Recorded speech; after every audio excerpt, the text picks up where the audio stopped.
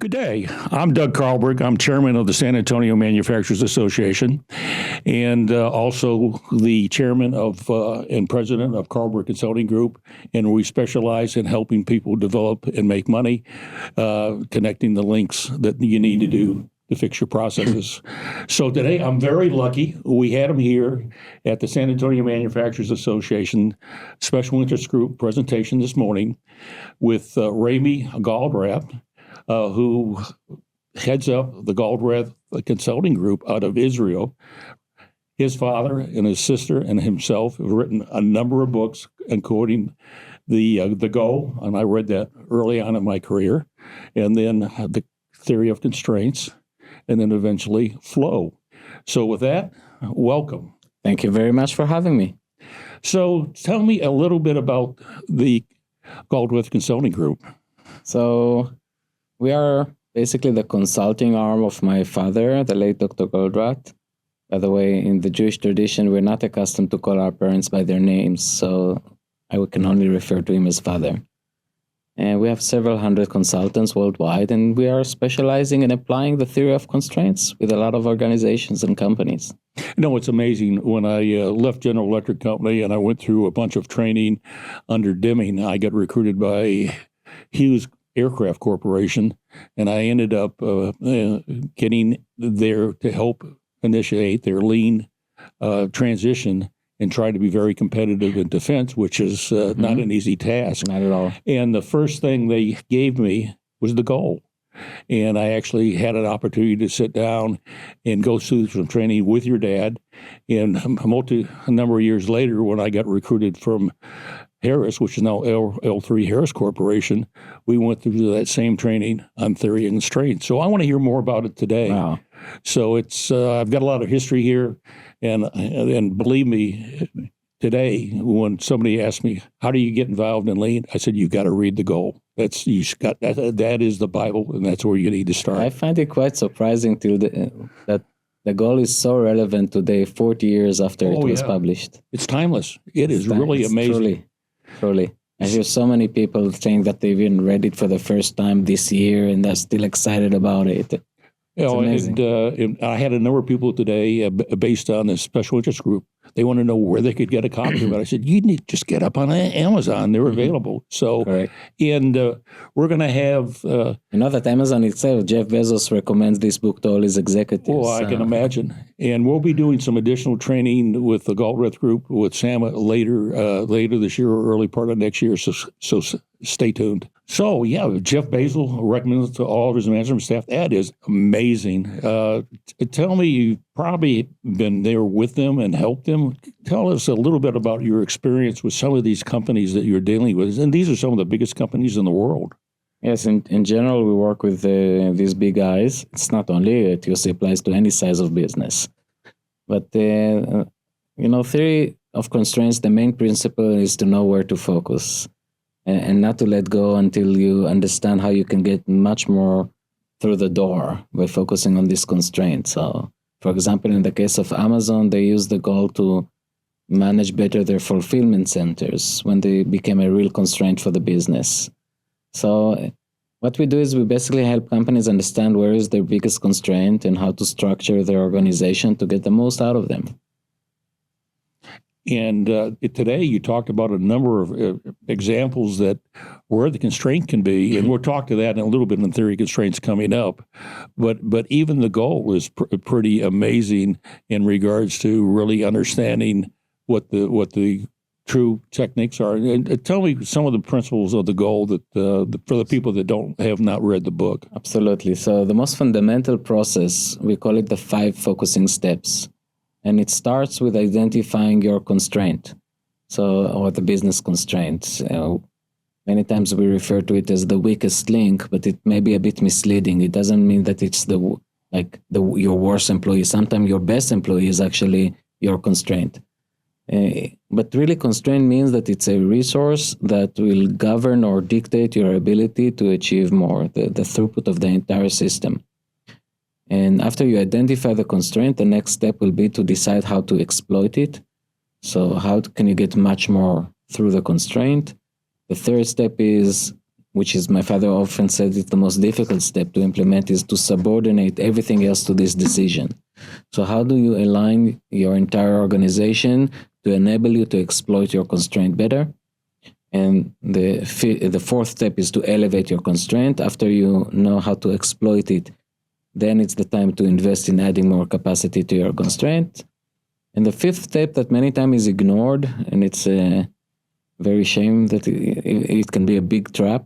The fifth step is to be aware of inertia, because the constraint can change. And if you just follow a certain habit or practice, managing a certain constraint where your constraint shifted, then you're taking a big risk because you're focusing on the wrong area. Yeah, that's great on these constraints, and as a result, you're going to become a very profitable company. And you talk about in your book 3 factors that identify a very successful business. Correct. So from monetary perspective, so making money now as well as in the future, making profit, ensuring that your throughput outpaces the growth of your operating expense. That's certainly one condition for success. It's the condition to satisfy your shareholders, for example. But there are other 2 that you have to take into account. You need to make sure that your employees have a stable and growing environment as well. That's the second condition. And third condition, and all of them are of the same importance and they are conditioned to one another. The third one is that you need to make sure that you satisfy the market, the customers, beyond their expectations. And if you're able to do these 3 things, make money now as well as in the future, provide a stable and growing an environment that enables growth for your employees, and satisfy your customers beyond their expectations, you will have a ever-flourishing company. And what I loved about The Go, it's like a novel. You read it, it's very down-to-earth, great stories, and some great exercises in there that people can walk away with that are really common sense. I remember my father sharing that there were many publishers who rejected the draft of this book when he approached them. And they said, look, Dr. Goldratt, we don't even know on which bookshelf to put it on. Is it a novel? Is it a business book? It's quite revolutionary for his time. And it was. And it's amazing how corporate America, at least here in North America, and today worldwide, they've embraced it. And you probably have sold millions of these books by now. It's been around for 40 years. It's considered one of the top bestsellers in history of management. I can really imagine. Translated to over 30 languages. Wow. Yeah, and I can remember early in my career that I was issued that book, told to read it, and then we had a lot of great discussions about it, and then really got a chance to spend some one-on-one with your dad. It was just an experience I'll never forget. And we made even some adaptations to the book through the years. For example, in the U.S., there is a version by graphic novel, which is like a comic book of the book that you can buy. Wow. To make it more easier for people to understand. Well, the next generation, they're used to TikTok, so a lot of that version probably works really great well. Let's move on to the next book, which is The Theory of Constraints, which is, it's interesting because I left, and I indicated this before, I left Hughes Corporation at the time, Hughes Aircraft Company, ended up in Harris Corporation, and lo and behold, I got issued The Theory of Constraints, and went through training again with your dad. And we actually had a number of Jonahs within the company that we ran it through all the management teams and all the different divisions. So let's talk a little bit more about The Theory of Constraints, the next book. So it's more than the book, it's about the theory itself. So, when in the book, the goal, even though it's relevant for many environments, is focused on manufacturing and how you debottleneck, how you manage your constraints in your production floor. But constraints could be in many different aspects of the business. Constraints could be in your ability to sell. Constraints could be in your supply chain, in your engineering. Constraints could be in the retail environment, in managing merchandise across stores. Constraints could be in various areas. And that's why my father expanded this body of knowledge and called it the theory of constraints. And part of the theory is a set of applications to deal with constraints wherever they are. It's amazing as we went through this exercise, we think we know where the constraint is, but once we fix that constraint, it raises the next constraint within the organization. This is beautiful, no? It's a beautiful thing. I can remember when we ended up implementing it in new product design, we actually cut the design cycle in half, and then we continued it on the next major design, and we cut it in half again. I mean, these principles are timeless. They really are. People regard constraints many times in a negative way because it's something that limits you, obviously. But for us, identifying your constraint is a very positive thing. It's an amazing opportunity. You really know where you need to focus in order to make a significant increase in results. So we love constraints, actually. Well, let's take it to the next level. Let's talk about how this applies to projects. Absolutely. What differentiates projects from production is that work is less standard. It's more diverse, sometimes done for the first time, and you need to synchronize many different work streams to get the work done.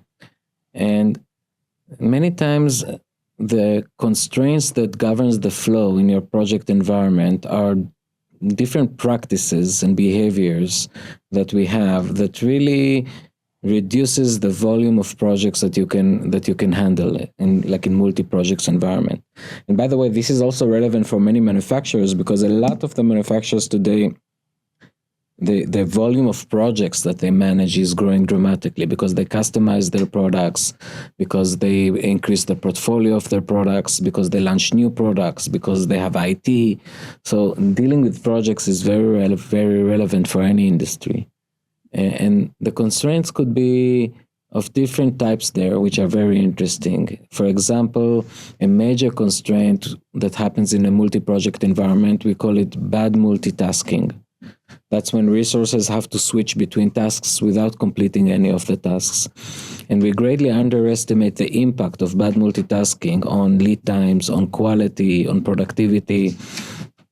And there is a whole set of solutions that you should apply in order to reduce the bad multitasking. And it all starts with limiting the number of open jobs that you allow your people to work on. And there is a series of these obstacles, like starting work without all the requirement in place, without a full kit in place, like how you plan your project, how do you embed the right buffer. We always feel we don't have enough buffers in our project planning, but in our experience, many times we have too much buffer, and things like that. And actually, 1.5 years ago, we published a new book written by my sister, Dr. Goldratt, and she wrote a book called Goldratt Rules of Flow.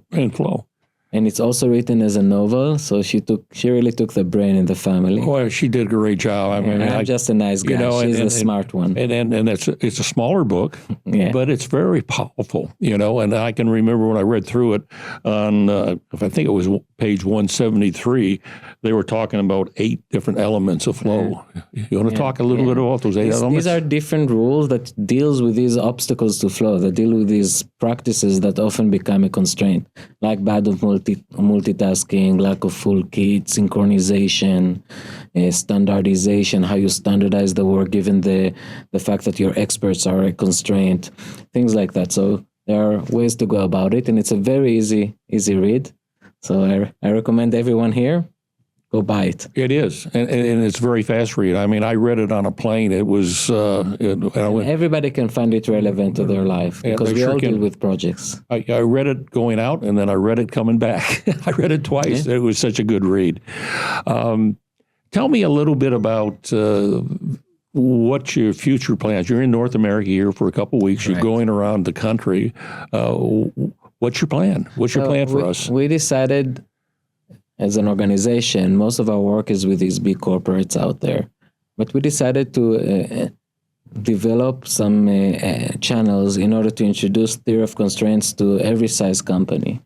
And part of this, for this reason, I'm traveling around the US and collaborating with associations and with universities in order to raise the curiosity of their members to want to learn more about how they can use theory of constraints to improve their business or their organization.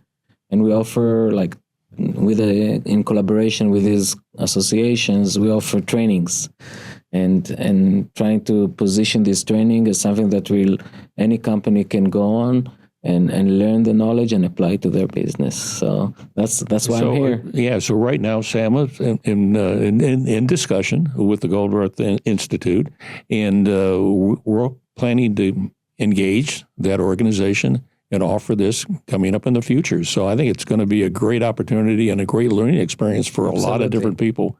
Absolutely. And so we're pretty excited about it. And the presentation today was really well received. In talk about multitasking, Rami put out an exercise, and we timed it, and we did it very, very complete. The kits were complete, and then we kind of broke up the task, and it doubled the time. Correct. And it was a real eye-opener for everybody in the class today. So, and there's a lot of good exercises in the book if you get a chance to read it. Yeah, we find that the best way to learn theory of constraints is to practice it. Practice it. So in the training, you cannot practice it by applying it to your company. You're in a training. So we use exercises and simulations that can demonstrate the difference when you're managing your constraints right and when you don't manage your constraints right. Correct. And it was a good exercise. And a lot of people there today, understanding the goal and the theory of constraints was their first time there. We had a number of us that have been there, been around for a while, have a little bit of gray hair, and we understand it. But it's a real eye opener. And I'm sure we're going to get a lot of questions coming up with some of us guys that have been around for a little bit. I'd like to ask you a little bit about your family, a little bit about some of your key management questions on how you really manage yourself and your time going forward. The first question is, what have been some of your greatest failures, and what do you do to learn from them and not repeat them?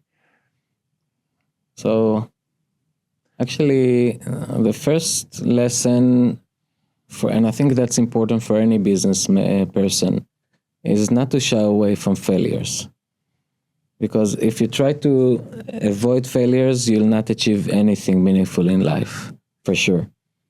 Risk averse. So, correct. So, and my father often said, every improvement is a change. Not every change is an improvement, but every improvement is a change. So, and the change always have the risk that it doesn't work, and what is important is to learn from it. So, for example, I'll just talk about my own organization, which is a consultancy. In consultancy, one of the major constraints is scalability, because you're dependent on some key experts, and it takes time to develop experts. So when you're growing or trying to grow fast, there is always this risk that the experts will not be able to handle all the additional new work, and then you will be under pressure to provide services with less experienced people, and it can bring you into a vicious cycle. So to try and overcome it, with one of the things I remember we try to do is we say, okay, we need to standardize the work. So less experienced people can be ramped up much faster. And we thought, okay, let's write the manuals. So let's write exactly the way the TOC solution should be tailored and should be applied and should be implemented for any customer that comes. And when you work on creating the manual, obviously you deepen your knowledge and your ability to articulate it, and everything is wonderful. But in an environment that work is so non-standard, so diverse, like consultancy, if you think that just having a manual will solve the problem of scalability, you are very wrong. You won't. Very wrong. And eventually the manuals either doesn't cover all the possibilities and people just abandon them, or they try to use them and prematurely, which means that they're misused basically. And a lot of mistakes happen, and your experts who are super busy are now also need to fix these mistakes. And that was a very big eye-opener for us. Because it taught us that really in order to grow in such an environment, your expert is the bottleneck. And more than just trying to write SOPs and things like that, what is important is to treat your expert as a bottleneck. understand what is the core competence, expertise that they need to focus on. Because you must have the accumulative experience to do. But then you see that a lot of what they're doing is not this. It's not this expertise. And you should try and offload a lot of it and free up their time. And then you use this time that you free up in order for them, we call it to full kit less experienced people, to prepare and guide less experienced people to do the job. And that's the way you can scale in such an environment. So that was like a big failure for us when we tried to just solve it through manuals. Yeah, and that doesn't always work. And you try to go out and recruit, and trying to get experts in your particular field is very difficult to do. And sometimes the best way to do it is develop them internally. Yep. And we've been very successful. And that was an early lesson I learned in my career. The next question is really a quality of life question. How do you maintain your mental and emotional health while shouldering the responsibility of leadership in your company? Maybe the way I'm going about it, honestly, I'm trying to share the responsibility. Because if all the responsibility will be on your shoulder and you're the only one that make call the shots and everything, you're like creating a constraint for the business. So I know it sounds like a cliche, but the way to go about it is basically to have a very good team of people that you can trust, that you create like brotherhood with them, and to lead together the business. Yeah. At least in my profession, that's the way we should go about it. And it's, of course, I'm not saying it's easy, but that's when you know that you have this brotherhood that you can trust, and that's the definition almost of brotherhood, both professionally and relationship-wise, and you have the same goals, and the goal is very clear, and the strategy is clear, then you feel much more healthy in carrying the responsibility. You know, and I learned that being in the military for all those years, and that's basically what we had. And to try to take that and transition into the industry is not an easy task, but it's important. It really is. It really makes a winning team. Correct. Here another question on quality of life. How do you manage the balance between your work and your personal life? I know it's a very big topic, the balance of work and personal life, but honestly, I don't manage it. I think that people that really consider it like a big issue to manage the personal and work, it assumes that there is a big conflict. That there is a big conflict between work and personal life that you need to manage, that you need to balance, you need to find the optimal point. I'm not saying it's not, I don't want to make any general statement, but at least for me, I don't have a conflict. I don't feel the need to balance it. To balance it, it means that when you're doing one, you're compromising the other. And I don't feel that I think on both aspects, I'm happy with what there is and what I'm doing. And I don't feel that if I work more, I compromise my family, or if I spend time with my family, I compromise my work. No. I know I'm kind of avoiding the question, but that's what it is. Yeah, and I've had to do this, similar over the years, but for me, I just need to make sure that I listen, I understand, I pay attention, and you don't forget the people behind you that make you successful. And it's my family and my wife. I wouldn't be here today if I didn't have that behind me, and it's an important part of my life. I totally agree, but again, that's why I'm saying that it's not a compromise. And I agree with you. It shouldn't be. It should not be. And I think that people that really talk a lot about it, I kind of ask myself, okay, so what it is that you feel you're compromising? Your work, your family? It's not about balancing. It's about finding a job and finding a way to grow with your family in a way that there is no conflict. And I agree with that. I mean, that is a great answer. Really a great answer. I think, again, I'm talking personally for me. I'm not making any generic statements. But, it's a question I get asked a lot of times. I mean, I'm volunteering right now for the San Antonio Manufacturing Association as the chairman. I'm going to be in this position for 2 years, and people ask, why do you volunteer?